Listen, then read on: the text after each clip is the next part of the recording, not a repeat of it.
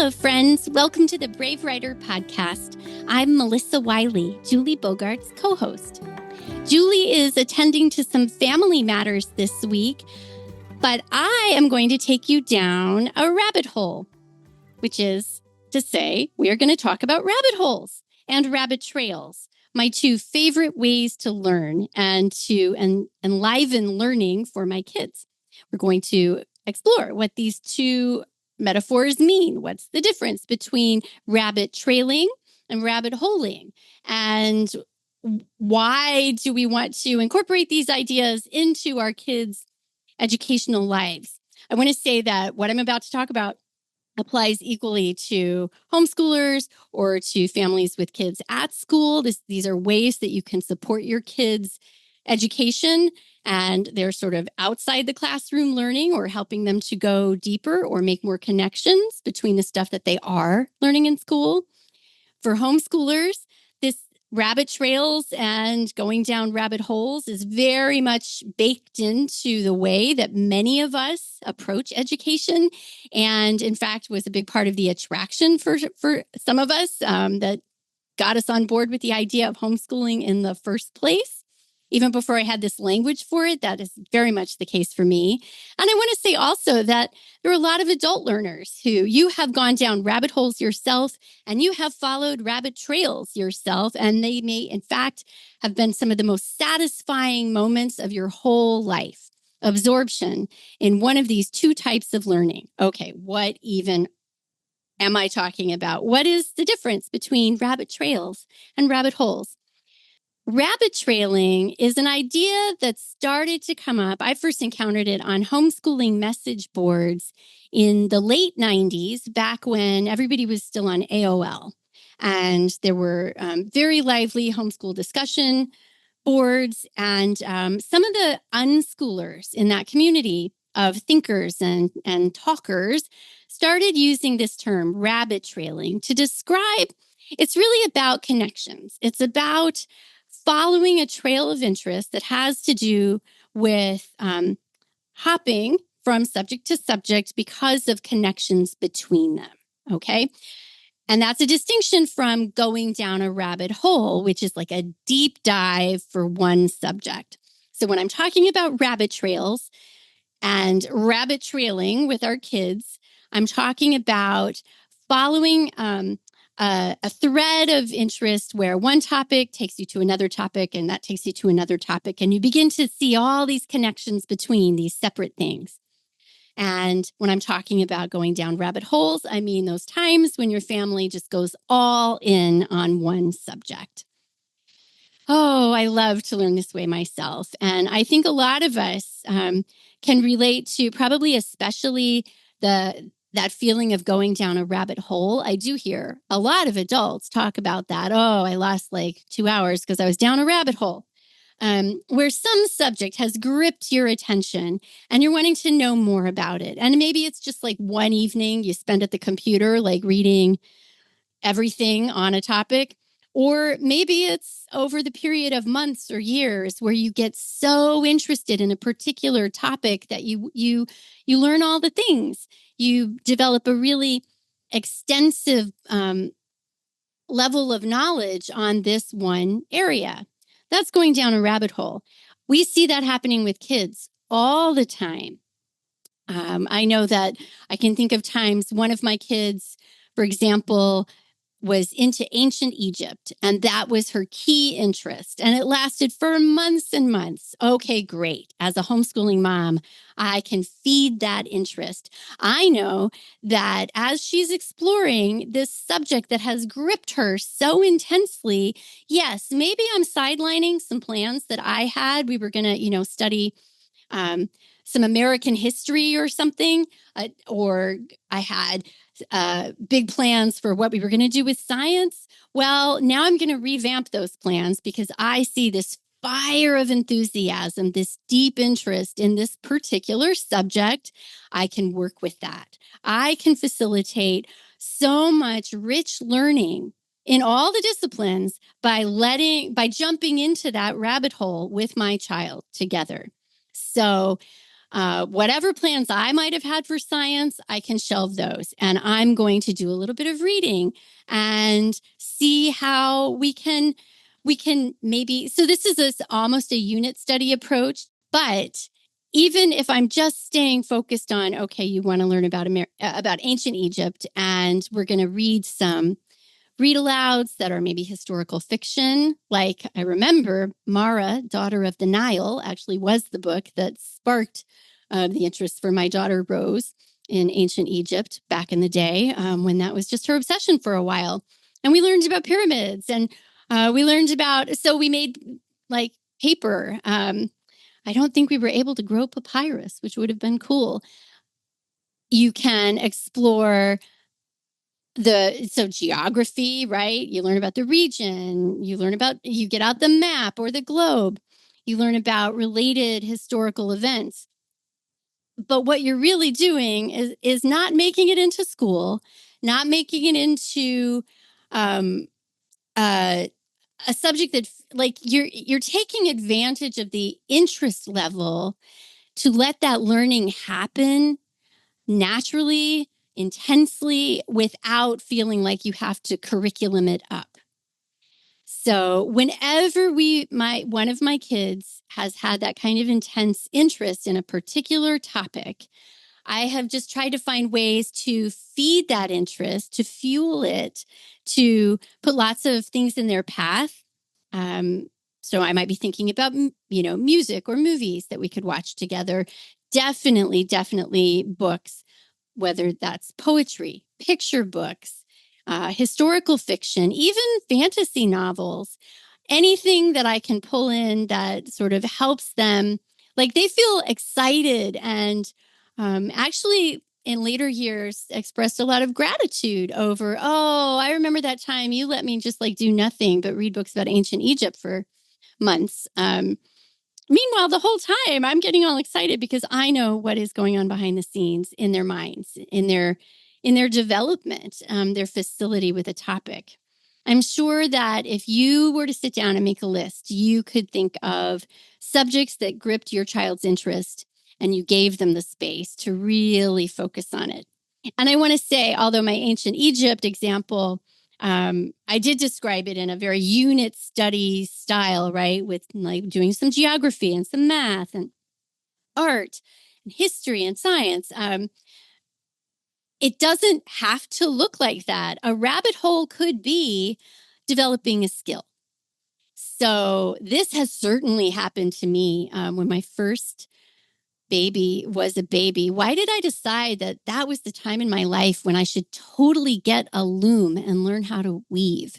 It's comical to me now to look back at the 26-year-old that I was, who thought somehow that like this was just a totally normal thing to do. But it's what I did.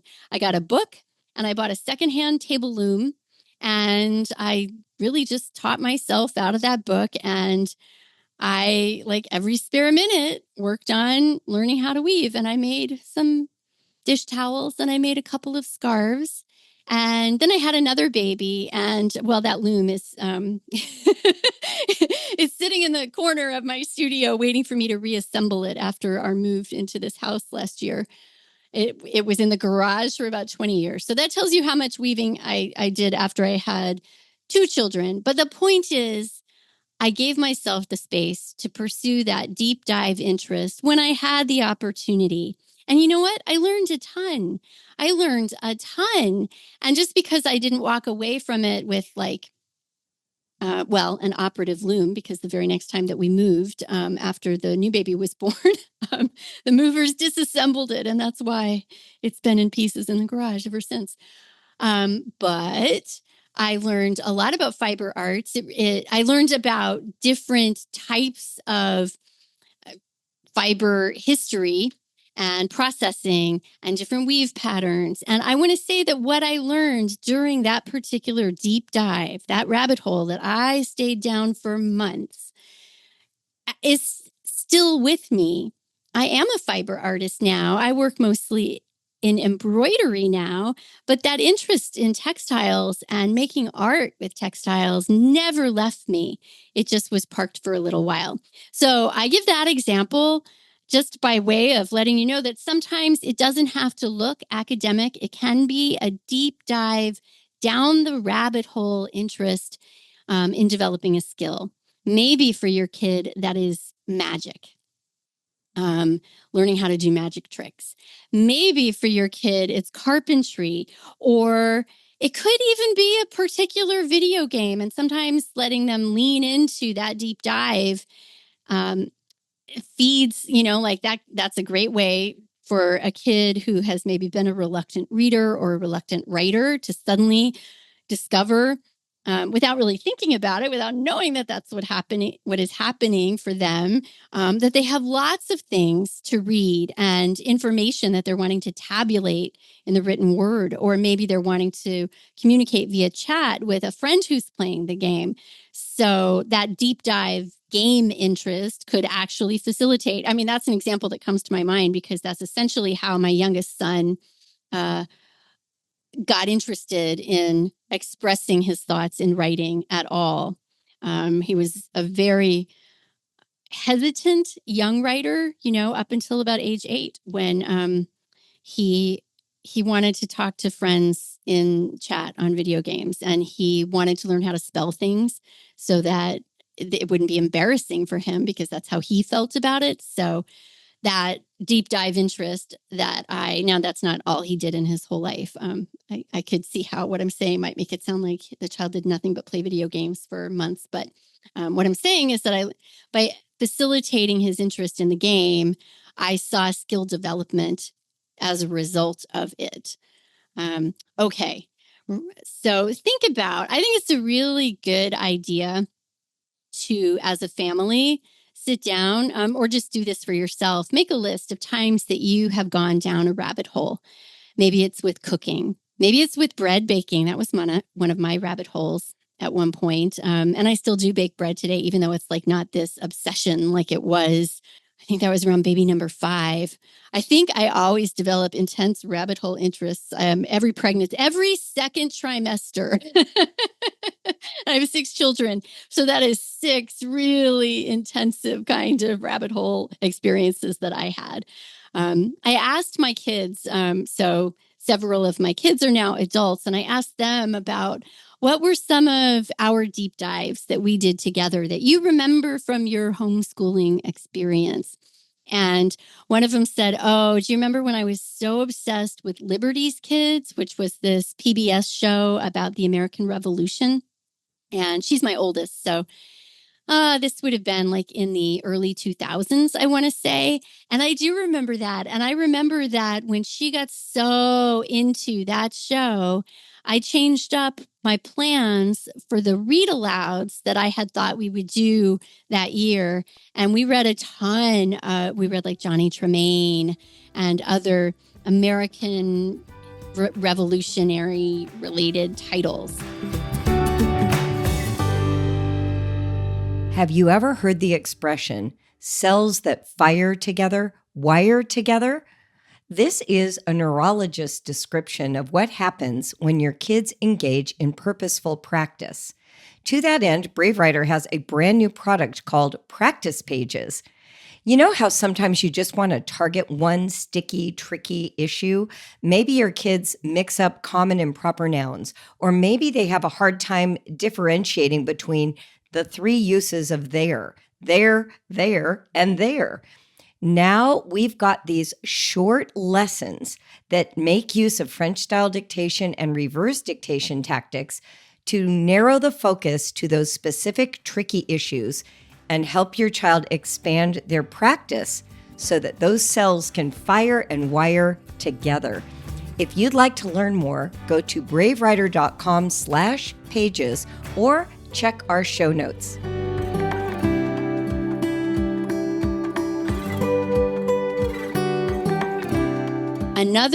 So the ancient Egypt daughter, who's now, I want to say 26, she remembered when she was in high school age, we did a deep dive together, the history of the English language. There was this BBC documentary that we both just were entranced by. And those are some of, she said, her happiest memories of her teen years. And they're definitely really, really wonderful memories for me. There was just this period of time where any one-on-one time that she had with me, we spent going down that rabbit hole, watching the documentary and then like digging in even more to when he would talk about a particular, chapter in the development of the English language.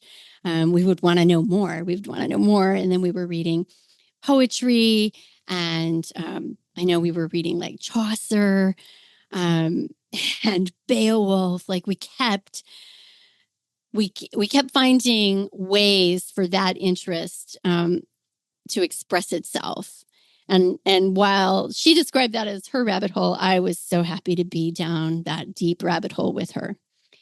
When I was a senior in high school, I was applying to colleges. I found out that one of the colleges in Colorado where I grew up operated on the block system. I hadn't even known that was a thing, like that was a possibility. It blew my mind. It was Colorado College, and they said that they would operate like on a 3 to 4 week system. I want to say it was about 4 weeks, which seems like a short, but it was you had one class at a time. So if you took geography, it was all geography 5 days a week. And then you would do the next class and you would be all in on that subject 5 days a week. That allowed a chance to like really explore something with full intensity. And there was a lot of, I remember like field studies or depending on what the course was, like you could do out of the classroom types of experiences. I loved that idea. I wound up getting a better scholarship to a different college. And also I like was dying to be a theater major. So I went to the theater school, but I never forgot how appealing. I was like, why wasn't all of school like that? Why couldn't we just do one thing at a time and really learn it and then move on? It would be so cool. So Waldorf education leans in, they do blocks. Now it's not a total like one subject only kind of experience, but if Waldorf is something that interests you, you can often find lots and lots of ideas for helping a kid. Well, I should say, even if you're not a Waldorf inclined homeschooler, if you have a kid who's really into a subject, like let's jump back to ancient Egypt, I might look up and see, like, get ideas from a Waldorf style curriculum or any unit study based curriculum to see what I might pull in or what other resources I could put in the path of that kid so that they could feed this intense interest. Okay, I'm going to jump to rabbit trails and talk about that a little bit. And then we can sort of wrap up with like, how do both of these concepts fit into the bigger picture of a child's overall education?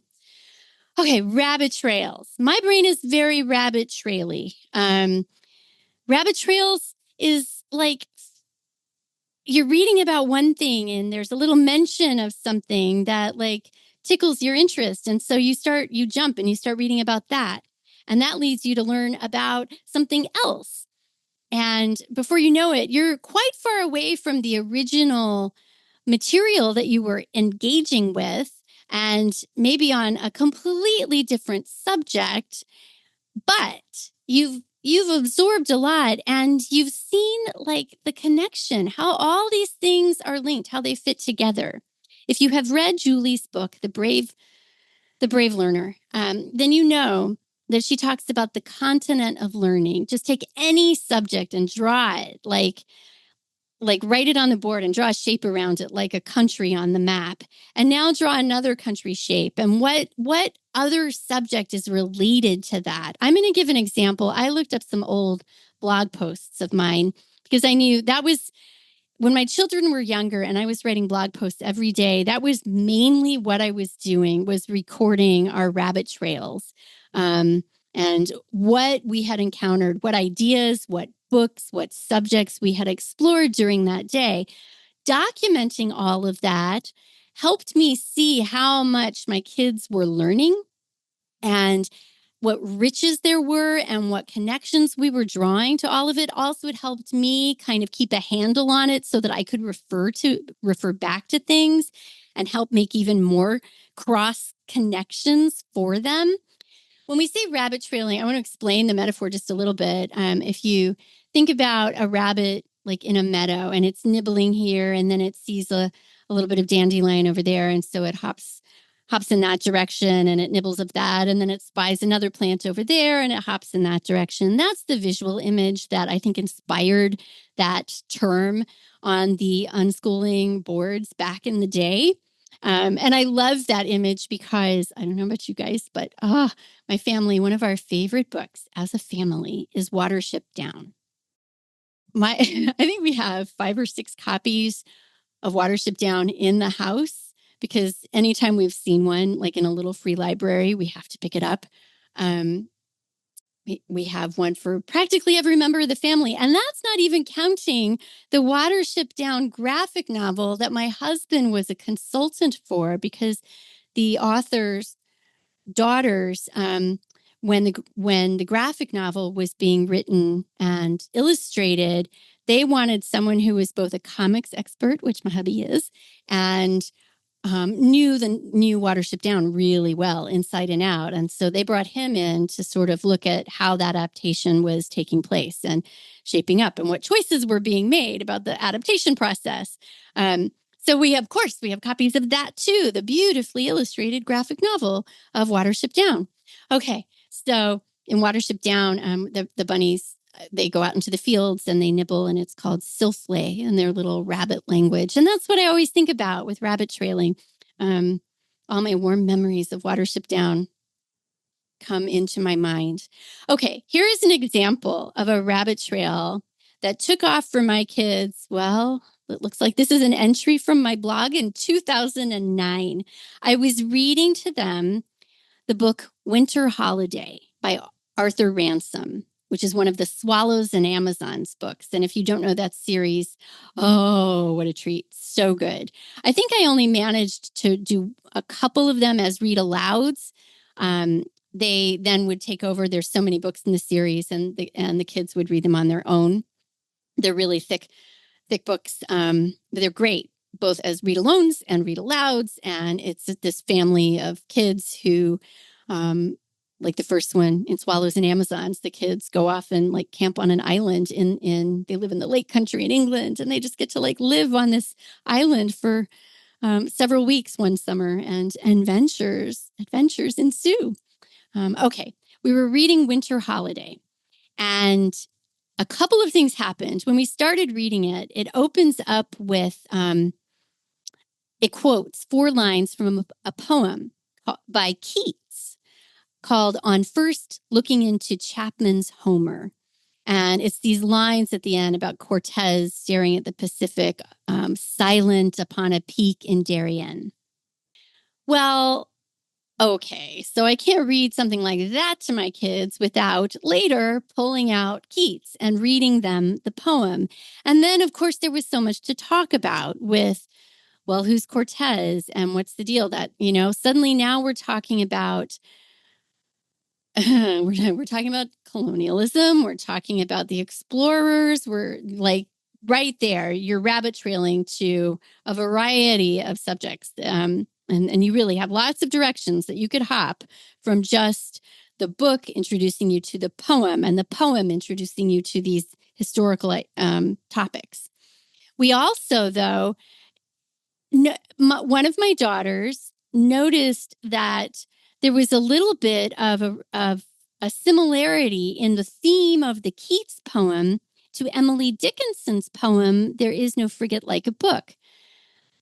Because both of them have to do with, but the Keats poem, he's like looking at, or there's Homer, I think translated by Chapman, and it's his interest that is stirred by that carries him lands away, as Emily Dickinson says it in her poem. How books, there is no frigate like a book to carry you lands away. So my daughter noticed that. Well, okay. in my post, I say, our discussion was so lively that I made an impulsive decision and I printed off the first few pages of the Iliad because I couldn't find my copy right away. I had not planned to dive into reading the Iliad with my children at that moment, but the interest was there, so I seized it. So that's what we did that day. We read about the anger of Achilles, and then they pulled out their D'Aulaire's Book of Greek Myths, and it was really like this train of topics that took us. It was such a rich day. Oh my goodness. And those were topics that we came back to. Yeah, we didn't go in depth on anything that one day, but it was an introduction. It became a hook that my kids now had, like this little hook of knowledge to hang other things on, or a chain linking all of this knowledge. I think there's a reason why on the internet we call it a link when you jump on a phrase, from one article to another, because they're related by this one little hook of an idea. Those hooks are very, very important. When you have those hooks in your kids' minds, you'll get to hang stuff on them over and over and over as the years go on.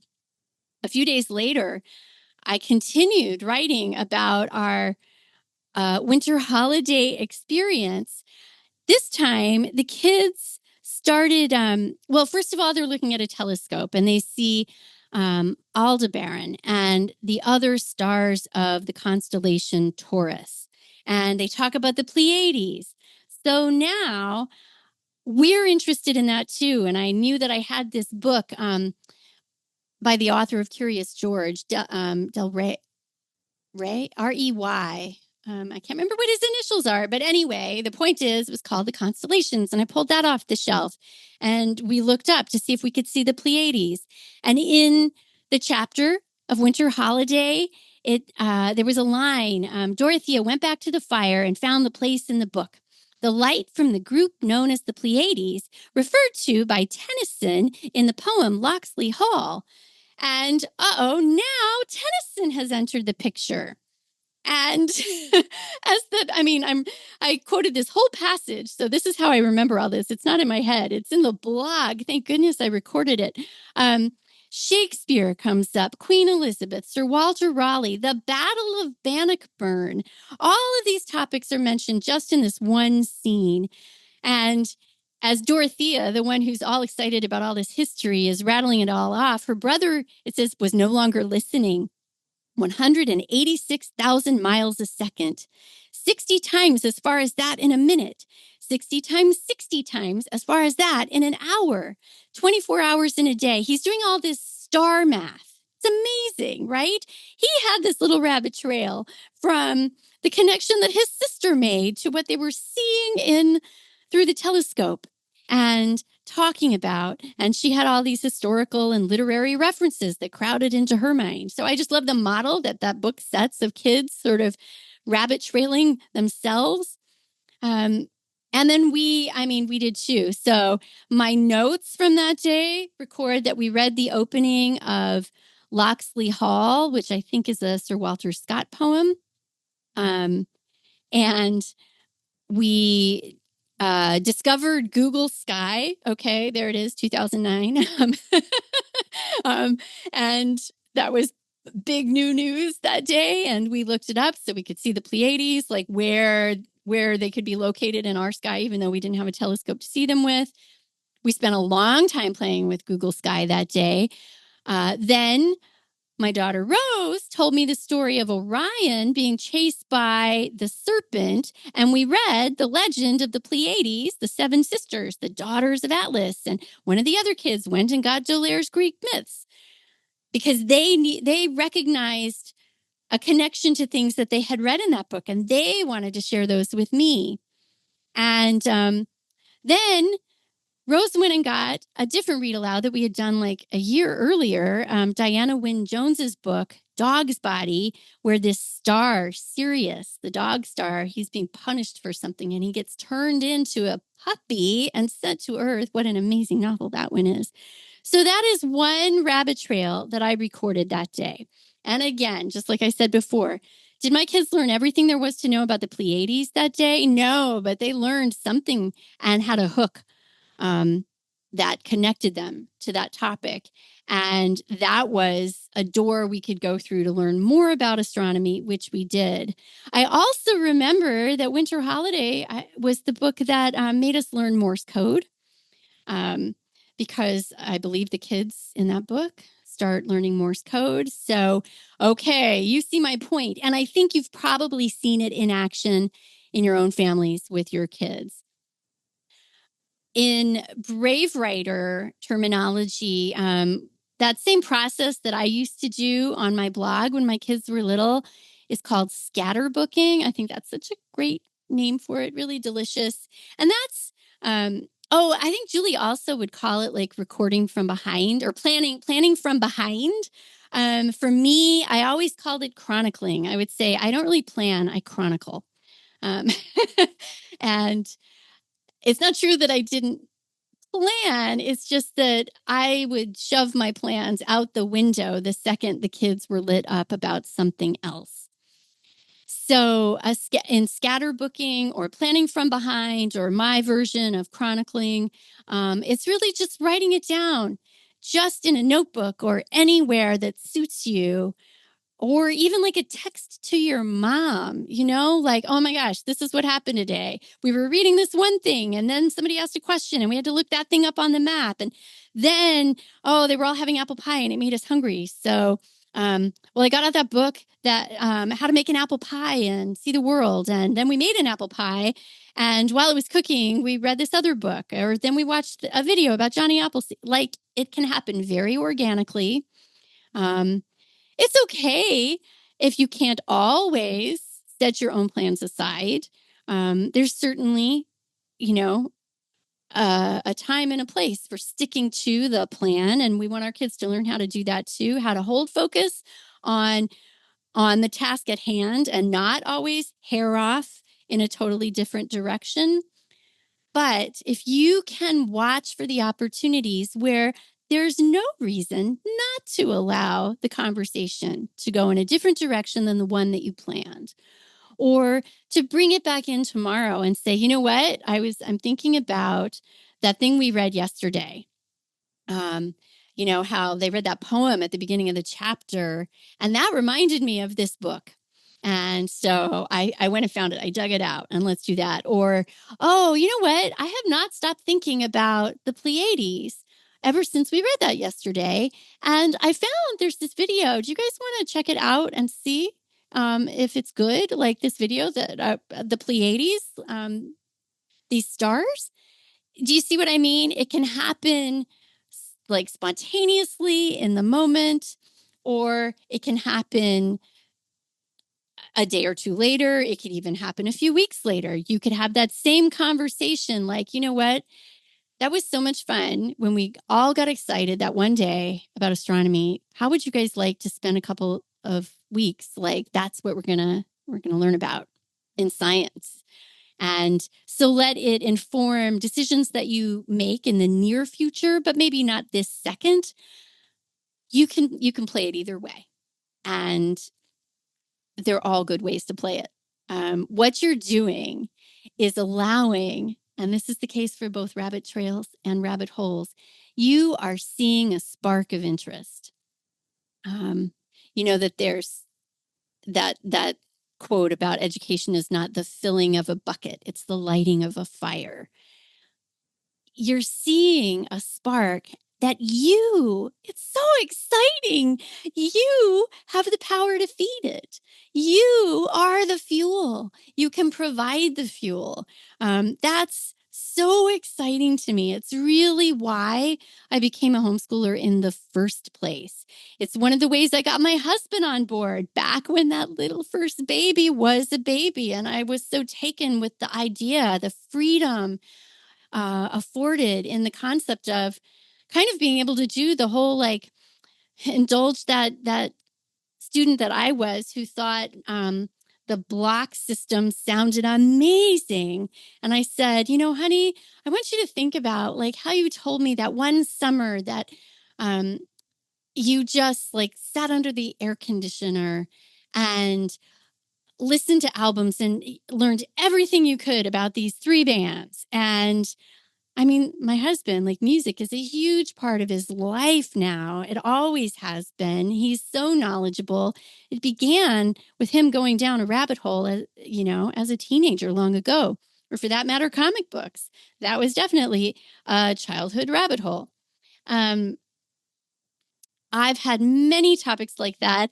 Not so long ago, this year, I did a group read of Middlemarch with the Frislet Book Club, which I know I have talked about on this podcast. And one week I got so excited because there were always epigraphs at the beginning of every chapter of Middlemarch. And this one was a poem that seemed to be about some kids' like first encounter with the work of Sir Walter Scott. And I started reading, I was curious, and it turned out that George Eliot um, had been, she had picked up a book, a Sir Walter Scott book when she was a kid.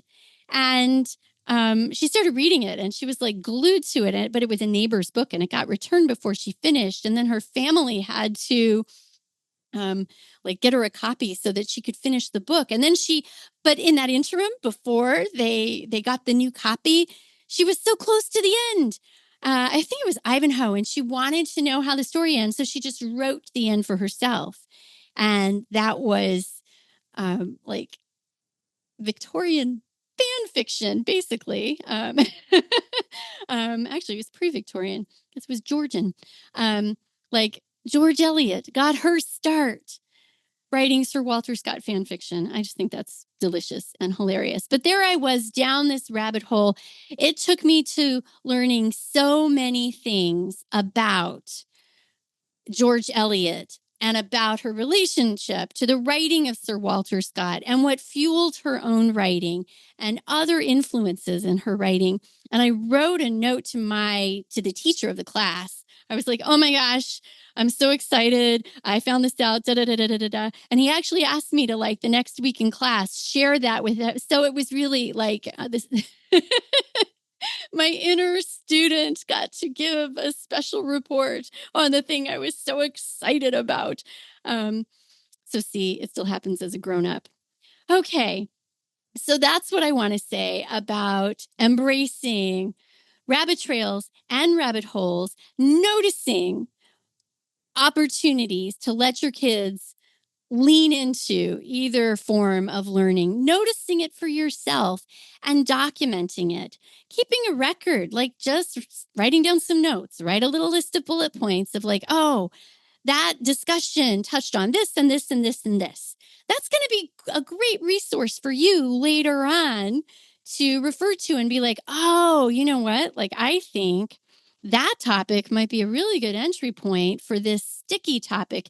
If they're interested in that, maybe like they'll be more interested in doing some writing about it, or maybe there's a link there to math. Or some other skill that you're trying to get them to learn. But as I say that, I want to reiterate that I don't want it to be a super contrived thing where you're like contorting everything that they care about into a teachable moment about like math. Or I love math. Math comes to mind easily because might be separate from the book that you're reading together. Okay. But like math itself allows many, many rabbit trails and rabbit holes. And I could give examples of those from my kids' lives. So don't think that I mean like, oh, no, don't make it boring by tying it to math. I don't mean that at all, at all, at all. I mean, whatever the topic is, if it is Morse code or logic problems or computer programming, then you can look at, is there a way I can give space for this deep dive interest to occur? And I can know that we are going to get to other things. We're going to get to history later. Or you're going to know, oh, you know what? This might be a good opportunity to bring in this reference or, like this historical development. You can tie it to another subject. You can let rabbit trails happen naturally, or you can be mindful and you have a store of knowledge yourself. So you will have ways of letting those interests or chance encounters with a subject enrich your immediate homeschooling experience or your immediate schooling experience, or you can let them enrich your plans, inform your plans for future studies. I'll end with one more because since I did talk about how does this work, like what if my kids are in school? How would that work? Well, my daughter Rilla is taking her first college course, and it's Women in Art. And so, I see the stuff that she's reading.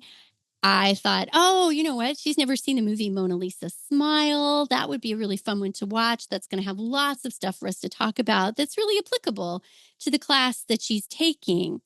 And then by the time this episode comes out, we will already have aired our interview with Bianca Bosker about her book about being embedded in the art world. And oh my gosh, there's so much crossover. So I gave that book to Rilla to read or listen to if she wants to engage with it on audiobook. I think there's going to be some great fuel for her there that relates to paper topics that she has to write for this class. So do you see what I mean? How even this kid taking a college class, I've seen some ways to bring some more resources in to facilitate, in this case, a deep dive rabbit hole study, Women in Art. And of course, oh my gosh, Women in Art could lead to thousands and thousands of different rabbit trails of related learning. You could do a whole globe for the continent of learning that's going to roll out of that study topic. So I hope that you will share with us some of your favorite rabbit trails and rabbit holes that you and your kids have experienced together. And I hope you will start documenting when either of those types of experiences crops up in your life, both for your kids and for yourself. And mostly, I just want to express that it's a real joy that learning can be so energizing. And like, there's so much newness and so much riches. We never run out of stuff to know. And to me, that's really, really, really exciting. So happy rabbiting, whether you go wide or you go deep. Thanks for listening, friends. We'll see you next time.